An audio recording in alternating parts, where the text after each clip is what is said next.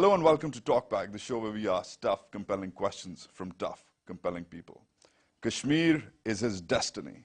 It runs in his blood. He is the third generation leader of the pro-autonomy yet pro-India National Conference. In an election year, he's looking to win hearts and minds. Some call him the new boss, same as the old boss. We are about to find out if there is any truth in that. Omar Abdullah, welcome to Talkback. Thank you. I want to read you a quote here from 1952, August, Jawaharlal Nehru, the Prime Minister of India, speaking on the floor of the House. It's a little long, so bear with me. We want no people in the territory of India against their ill will and with the help of the armed forces. If the people of Jammu and Kashmir wish to part with us, they can go their way and we shall go ours. We want no forced marriages and no forced unions. This great Republic of India is a free, voluntary, friendly and affectionate union of the states of India. We openly said to them, to the people of Jammu and Kashmir and to the world, that we will give them a chance to decide and we will stand by that decision in this matter. Therefore, we must honor that pledge. Why has no government of India honored this pledge? What went wrong? I don't think it's a question of just governments of India. I think successive governments in Pakistan also played a part in ensuring that we reach the point today where the United Nations Secretary General Kofi Annan, on a visit to the subcontinent, declared these Security Council resolutions as irrelevant and unenforceable. There are any number of reasons. The fact that India and Pakistan couldn't agree upon who would carry out the plebiscite, the fact that we couldn't agree upon which areas would be entitled to the plebiscite, the fact that we couldn't agree upon the force levels that would be maintained. The United Nations called for a complete withdrawal of Pakistani forces from the territories of Jammu and Kashmir and a bare minimum number of Indian forces, which was never carried out. And this thing was dragged on and on and on until we've reached the point where we have today, where it's inconceivable to imagine that what Jawaharlal Nehru promised in 1952 would be made available to the people of Jammu and Kashmir today. But there is demilitarization thing going on, this tone which the Pakistani president, for example, has pitched. How's that working out as far as his 4 points are concerned? Well, his 4 points are definitely something that has gathered a lot of attention, both within the state of Jammu and Kashmir as well as within the rest of India. Obviously, the government of India has been forced to take into account what President Musharraf has said. Demilitarization was one suggestion that he made. Obviously, he wasn't able to, at least publicly, explain what he meant by demilitarization, and therefore different people have interpreted it to suit their own purposes. Unilateral demilitarization by India is not possible. It's like asking Pakistan to unilaterally demilitarize the northern areas. You're not going to do it. And you can't expect India to unilaterally demilitarize an area that shares a border both with Pakistan and with China, two countries that India has fought, unfortunately, wars with in its past.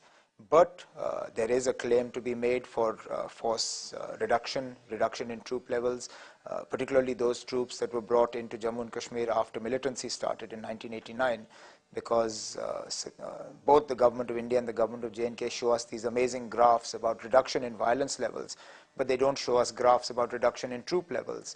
And therefore, if violence levels are coming down, logically one should dictate that the peace dividend would allow for a time frame within which troop levels can also be brought down. And that, I think, is a much more reasonable interpretation of demilitarization. But there is the school of thought, and it's especially true to say that it exists in Pakistan, that India is the larger partner in this so-called peace process, should demilitarize, at least a phased demilitarization campaign. Sure, a phased campaign can be thought of, but as I said, it won't be unilateral. Why would you expect India to compromise its security interests just because area-wise and population-wise it's a larger country than Pakistan? Well, 750,000 troops in the valley. Well, that figure again is debatable. It is not just troops. That's the one which goes around, though. Yeah, sure, it does. It is not just troops, and that's why I'm saying that more realistic is to talk about pre-1989 levels, because Jammu and Kashmir has always had a certain amount of troop presence. It has been largely invisible, so to speak. It hasn't affected the day-to-day lives of people up until 1989, when militancy started and obviously troop levels and their locations in civilian areas started. So sure, the case that we make in my party is that in areas where militancy levels have gone down drastically, in those areas you should begin looking at returning to the pre-1989 positions and levels of troops and let the J&K police, sufficiently trained and armed, be tasked with looking after law and order and security environments. Who do you credit for the lessening of militancy? First and foremost, the events of 9/11. Secondly, the attack on the Indian Parliament, because these two events, 9/11 focused attention on the region, particularly Pakistan and Afghanistan. The attack on our parliament sparked a huge eye-to-eyeball confrontation between our two countries, which scared the rest of the world witless that these were two nuclear powers that were staring at each other down the barrel of a gun. And a lot of pressure was brought to bear on both countries to step back from that standpoint and begin a process of engagement leading to lessening tensions.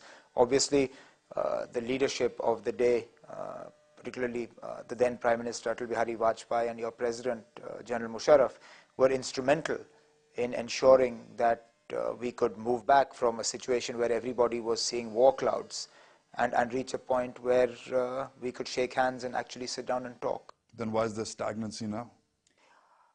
Partly due to the situation in your country and partly due to the situation in ours. I don't think anybody had expected General Pervez Musharraf's power to erode as rapidly as it has done.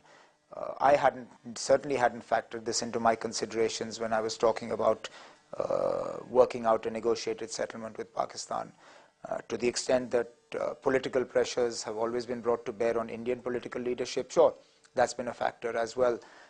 Let's not forget that our Prime Minister and his government has been almost, in terms of foreign policy, almost singularly focused on the Indo-US civilian nuclear agreement, which itself has run into political trouble. And therefore, both these factors have played a role in slowing down the peace process. Some in Pakistan say that President Musharraf's 4 points, that pitch he made, are a huge compromise from Pakistan. They're a huge offer of goodwill, a huge gesture, but that hasn't been reciprocated from India. Well, I would caution only this much, that India now, let me put it this way, that at that time, Pakistan was not really what you would call a democracy. General Pervez Musharraf was the single most important person in Pakistan, the single most powerful person in Pakistan. There was a parliament in place. But let's be honest, to what extent was the president accountable to that parliament? General Pervez Musharraf was in charge of the government, he was in charge of the army, he was in charge of all the security paraphernalia that was needed to move policy through Pakistan. India was dealing with him. No, I'm not saying we shouldn't have dealt with him. What I'm saying is that Dr. Manmohan Singh didn't have that advantage. He heads a coalition of 24, 25 parties, including outside support from the left. He has a parliament that is incredibly vocal and an opposition that is sometimes very strident, even about policies that they themselves initiated. And therefore, to have expected a public response from Prime Minister Manmohan Singh to General Pervez Musharraf's public proposals was perhaps to have expected too much. But let's not forget, Dr. Manmohan Singh was very forthcoming in 2 speeches he made in Amritsar. The second one was when he flagged off the Amritsar Nankana Sahib bus, when he talked exactly along the lines of General Pervez Musharraf's 4-point formula in terms of joint power sharing arrangements, in terms of people-to-people contact, in terms of soft borders, in terms of lines cannot be redrawn, but they can be made irrelevant. And there was, to my understanding, a fair amount of progress that was made behind the scenes in our dialogue with your country. But yes, there is certainly the complaint can be made from your side that we didn't publicly respond perhaps as openly as we should have done to General Musharraf's suggestions. I've made this complaint myself. And that was because of political constraints, you think? What other constraints would there be? Is there, I guess you could call it the mood, is the mood in India, the people of India, are they in the mood for peace with Pakistan? Yes. And is the government selling that pitch to the people? No. Peace with Pakistan is today at least not an issue that is getting much traction in terms of a discourse amongst the people or as a selling point of this government. What do you think that is? Well, I think this government has its plate full with so many problems, they don't know where to start. You have inflation at 7%. You have a stock market that's shown a tremendous fall. You have a slowing down of growth. You have an Indo-US civilian nuclear agreement, which may not be a talking point, but it's something that the government has attached a lot of political capital to. You have continued crisis in agriculture. And whether we like it or not, Kashmir is relatively peaceful, and therefore it's almost a case of out of sight is out of mind. And since Kashmir is anyway peaceful, it's not something they need to talk about. So there's bigger fish to fry. There are, yeah, in a country of this size. But Kashmir is pretty important, Mr. Abdullah. I'm not saying that it's not important to the government. It's just not a selling point for the government at this point. It might be when the election come up, but it's not a selling point right now. And I guess they're right. They don't really have much to sell in terms of any concrete achievements. You can't just say that India is plain and simple, intransigent, especially after the 4 points. No, as I said, my understanding, even from your leadership of that time, who I had the chance of meeting when I was recently in Islamabad, there was a lot of progress that had been made. The only difference was that India was not as vocal. But don't you think that's important in diplomacy? Being No, vocal? I think more often than not, it's useful to keep quiet and let things move along. And if It's important for the people, though, because there is this impasse in Pakistan. well, you can't sell the people a solution that you haven't yet arrived at.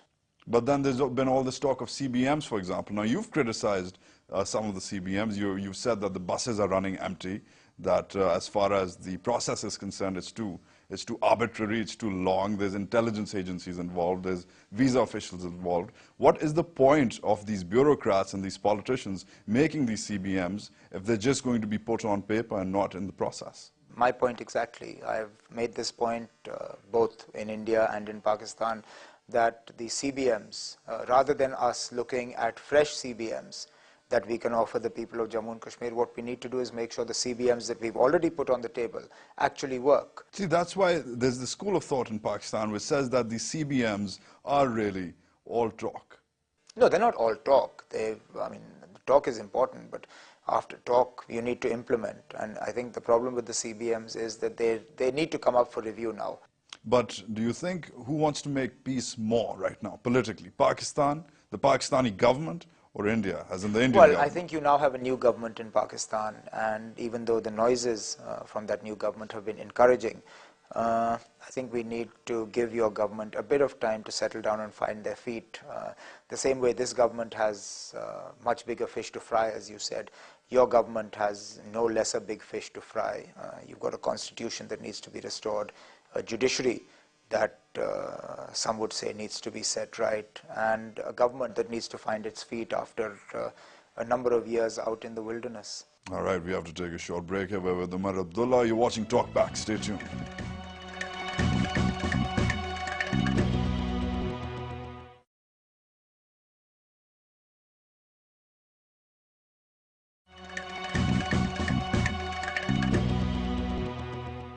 Welcome back to Talk Back. We are with Omar Abdullah.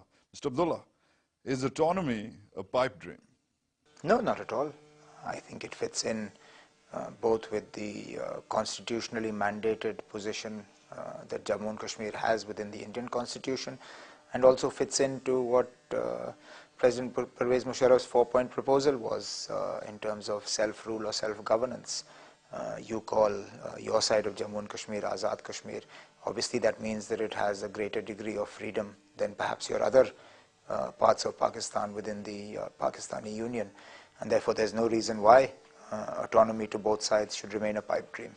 But then there's, for example, Article 370. Your party has allied itself with another party, the BJP, in the past. No, we haven't allied ourselves with the BJP. We were part of an alliance called the National Democratic Alliance. Yes, one of the constituents of that alliance was the BJP, but at no point in time was the agenda of the National Democratic Alliance either the rebuilding of the Ram Temple, nor was it scrapping of Article 370, and nor was it the Common Civil Code. We would never have been able to align with any party that had its agenda for governance that included those three issues. And let's not forget, even though we were a part of the NDA, we still fought elections against the BJP in Jammu and Kashmir. It was never an electoral alliance. It was an alliance of governments and parties, but it was never reduced to the level of fighting elections on each other's platforms. Would you work with the BJP in the future? I think it's highly unlikely given the experience that we had working with them. We were alliance partners, we were part of the NDA, and yet they starved the state for funds like perhaps it had never been starved before. And the moment our government was replaced by another, suddenly the coffers opened up and money flowed into J&K. So our past experience hasn't been the best one. See, there's been at least a couple of moments. I remember, like, for example, the Gujarat killings. Weren't they a reason enough to head out of the NDA, to break away from the BJP? This was a question that I was asked in Jammu in a press conference yesterday as well. And the answer I gave them is the one I'm going to give you today. I did resign from the government. I even voted in parliament against the government of which I was a part. But I didn't press my resignation. And the reason, perhaps mistakenly so now with hindsight, I should have. The reason I didn't press the resignation was I didn't believe that Atal Bihari Vajpayee was responsible for what happened in Gujarat. Narendra Modi was. And by resigning from Atal Bihari Vajpayee's government, I would perhaps have been painting the finger of blame on him. I think what Mr. Atal Bihari Vajpayee was guilty of doing was not stopping Mr. Narendra Modi. But I made the mistaken judgment call that I didn't want to hold him responsible for what was happening in Gujarat. It was primarily Narendra Modi's responsibility. Maybe with hindsight, that judgment call wasn't the right one to make. But some say that you just hung on primarily because of the power. No, if I had to hang on, I would have stayed on. I quit government in October of that year anyway. All right. Step one, step two. Is autonomy step one and is independence step two? No, independence is not an option for Jammu and Kashmir. It is not feasible. Jammu and Kashmir, for various reasons, not the least of which is geographic, is not a land that we can conceivably imagine as an independent country, especially when it's squeezed between neighbors like Afghanistan, Pakistan, China, and India. What about self-determination then? I don't see circumstances under which self-determination becomes a viable option.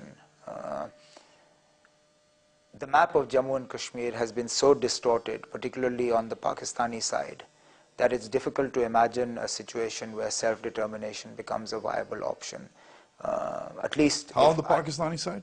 I'm coming to that. Whatever complaints I might have against the government of India for whatever they've done, they haven't tinkered around with the territory of Jammu and Kashmir after the ceasefire line or the line of control was drawn. The Jammu and Kashmir that existed then is the Jammu and Kashmir that exists now. Even the demography, because of Article 370 and the state subject laws that we have, even the demography has not been tinkered with. You haven't had a flood of non-state subjects into the state of Jammu and Kashmir. Your map of Jammu and Kashmir is very different from the map that it was in 1947. What you call Azad Kashmir is only a fraction of the Jammu and Kashmir that you actually have control over. Your northern areas were traditionally Jammu and Kashmir. Now they're federally administrated areas. Aksai Chin is a part of Jammu and Kashmir, which you chose to gift to China for reasons that are best known to you. And therefore, your map of Jammu and Kashmir is very different from what it was in 1947. Your demography is very different from what it was in 1947. And therefore, to expect in such changed circumstances that you will give the right to self-determination along the patterns of what was proposed in 1947 is not feasible. There's also this school of thought, especially some would say, which is rampant in the region, is that, and a lot of people on both sides perhaps agree with this, perhaps you might not, that as far as cultural affinities are concerned, as far as geographical affinities are concerned, sentiments are concerned, Kashmir, and perhaps Kashmir more than Jammu, is closer to Pakistan, what exists of the Pakistan Kashmir today. What do you think? I wouldn't be able to comment on that. I haven't seen a lot of cultural links, sure, there are links, and that's why we are saying that lines should be made irrelevant. Why would you need to change sovereignty to join people? You haven't needed to change sovereignty between Belgium and France and the UK and Spain, but you've made those lines irrelevant. Why would you hold us hostage to that line on the ground and say only if this line changes will we allow you to meet freely?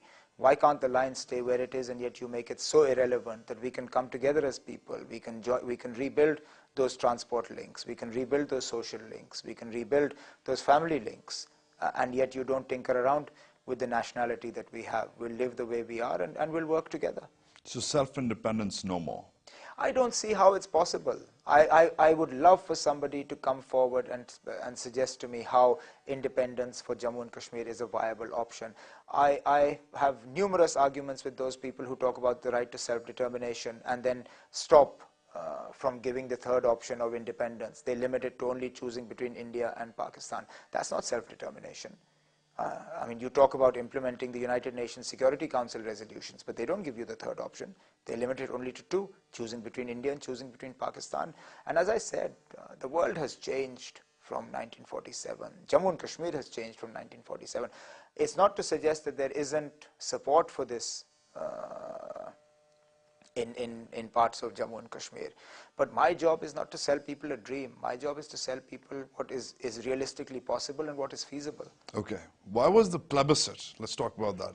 Let's go a little back in history. 1975, the Indira Sheikh Accord, which your grandfather, Sheikh Abdullah, signed. He came to power as the chief minister of the state and gave up on the plebiscite, on the demand of the plebiscite, disbanded the plebiscite front. Some say that was the beginning of the end as far as self-determination is concerned. No, it was the realization on the part of my grandfather that all this was going to do was to destroy Kashmiris further, and that it was not going to happen. Let's not forget that these discussions and dialogues started in the face of Pakistan being broken into two countries. You had East Pakistan and West Pakistan that split into Pakistan and Bangladesh. You had Pakistan that faced a horrible defeat at the hand of Indian forces after the 71-72 war. You had the similar agreement. And there was a lot. I mean, it's very easy for us to sit at this point in time and try and understand what were the circumstances under which these discussions and these dialogues took place. But you need to look at the overall situation and then realize that my grandfather took a view that it is in the best interests of the people of Jammu and Kashmir to remain a part of India and to have their own identity, but within the constitutional union that exists. But some people say, his detractors say, sir, that he was purchased. It was a U-turn for power. It was a compromise. Power is not given by an individual. Power is given by the people.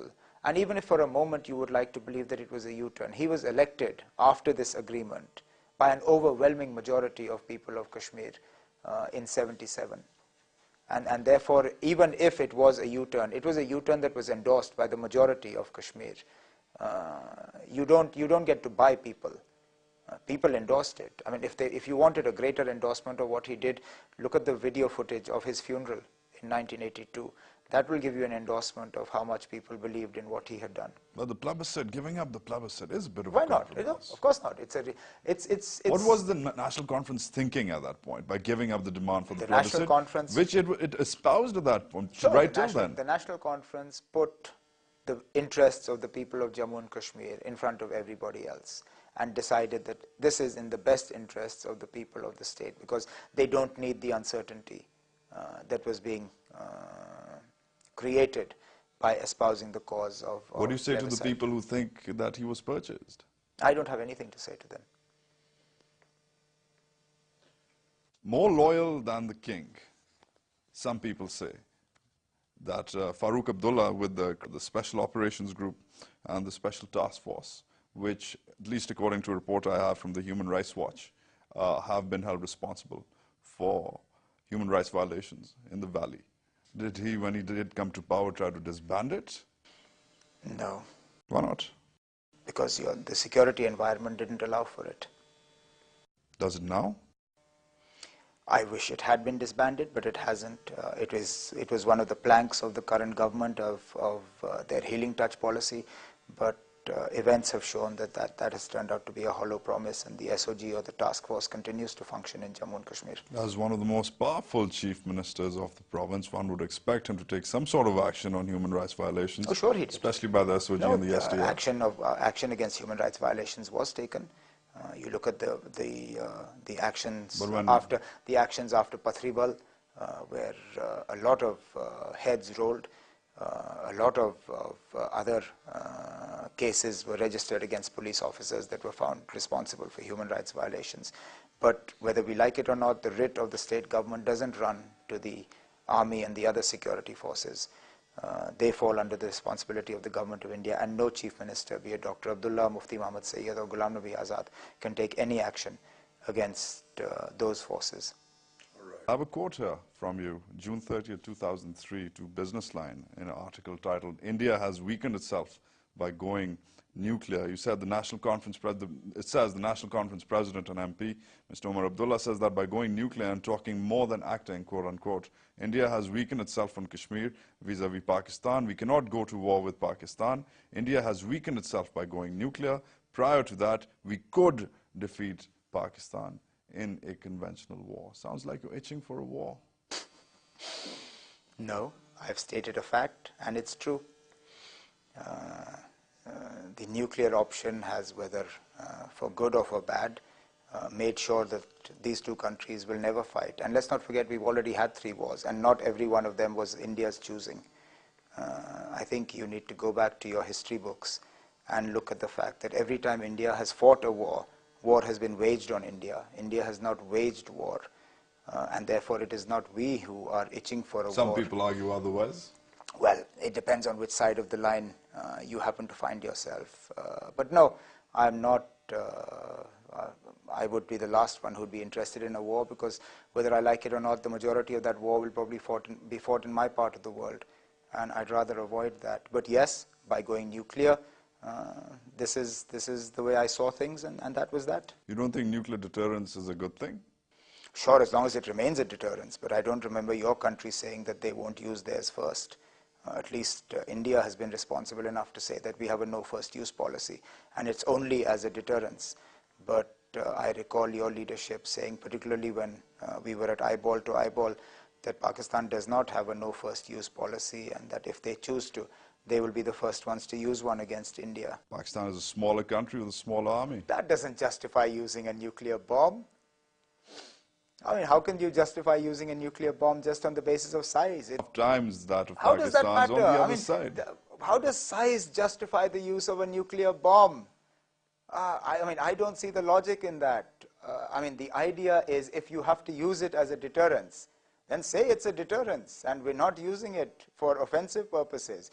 But to turn around and say that Pakistan's a smaller country and therefore we'll lob a nuclear bomb when we feel like it, that doesn't make much sense to me. Do you think India has made Pakistan feel a little safer, perhaps, to convince it to sign up to a no first use policy? I don't see why not. What has India done to damage your interests? 71, perhaps? Remember that? 71 was not the creation of India. I mean, come off it. I mean, as I said, it depends which side of the line you're looking on. And I don't know why we drag ourselves into the past instead of looking towards the future. Yes, we don't have the best of histories. Yes, we haven't been the most trusting neighbors. Sure, we haven't been the best of friends. But you can't pick up India and put it somewhere else. Nor can we pick up Pakistan and relocate it anywhere else on the globe. We are destined to be neighbors so long as this world is in existence. And therefore, I think it's our moral duty to try and step away from the tensions of the past and the suspicions of the past and actually build a relationship of trust and friendship. And to the extent that we can do so by promising not to nuke each other, I see no reason why we shouldn't. But have you personally helped create an environment for peace? Because I have a quote from you, another one. This is to the BBC in 4 October 2001. And you said, this is what you suggested. India's junior foreign minister, this is when you were the state minister for external affairs, Omar Abdullah told BBC's Question Time yesterday that India should send its forces into Pakistan to destroy terrorist training camps, quote unquote. It does not have to be done overtly, he said, you can do it covertly and destroy these camps, because otherwise bleeding by 1,000 cuts is really not the way to go about it. You are for covert strikes into Pakistani territory. I was, and there's no denying that. I lived in a state that was being bled by these terrorist camps that I talked about. I had workers that died. You talk about human rights violations. Do my political workers not have rights? When these fellows came across from these camps and slit their throats in the night, dismembered their faces, chopped off their noses, chopped off their ears, cut out their tongues, only because they belonged to the National Conference, did my people not have rights? Did the Kashmiri Pandit population that was chased out of Jammu and Kashmir only because they didn't believe in the Allah that I believe in, did they not have human rights or rights? And therefore, sure, at that time, the relationship between our two countries was such that these were sentiments or expressions of what I believed in and what I felt, and I said it. I mean, you at that time had two countries that were about to go to war with each other. And sure, I was angry, and I think I had every reason to be. Are you blaming the militancy completely on Pakistan? No, I'm not. There was an indigenous movement, in as much as the youngsters were angry, and they needed somehow to channel this anger. But we don't grow guns in Jammu and Kashmir. We don't grow grenades in Jammu and Kashmir. We grow apples, we grow almonds, we grow flowers. But I have yet to see a tree that grows AK-47s or grows grenades or claymore mines. Those had to have come from somewhere. But speaking of, let's talk about your role in this particular statement. You're a Kashmiri politician. You're supposed to be a creator of bridges, one would say, on either side. Because there's some people on the other side who also have affinities with you, but suggesting covert strikes into Pakistani territory. Circumstances prevail at which you take a position or you do what you have to do in the best interest of your people and your land. General Pervez Musharraf today is seen as the driver of a peace process between India and Pakistan. But this is the same General Pervez Musharraf who planned and executed Kargil after Prime Minister Vajpayee's visit to on the bus where he was received by Prime Minister Nawaz Sharif at that time. But a man who could plan and implement Kargil then becomes a peacemaker, travels to Agra with a peace message, suggests a 4-point formula that doesn't include Security Council resolutions and the right to self-determination. Sure, we all say things at one point in time or the other, which then we either don't follow up on, or we say that, look, at that time this is what we felt, but times have changed, and we would like to be seen as implementers or facilitators of a peace rather than a war. I think that is a right that we as individuals have to determine where we stand. I don't think there are very many people who all their lives have said one thing and stood completely by it, except maybe leaders like Mahatma Gandhi, and I'm certainly no Mahatma Gandhi. All right, we have to take a short break here. We're talking to Omar Abdullah. You're watching Talk Back. Stay tuned.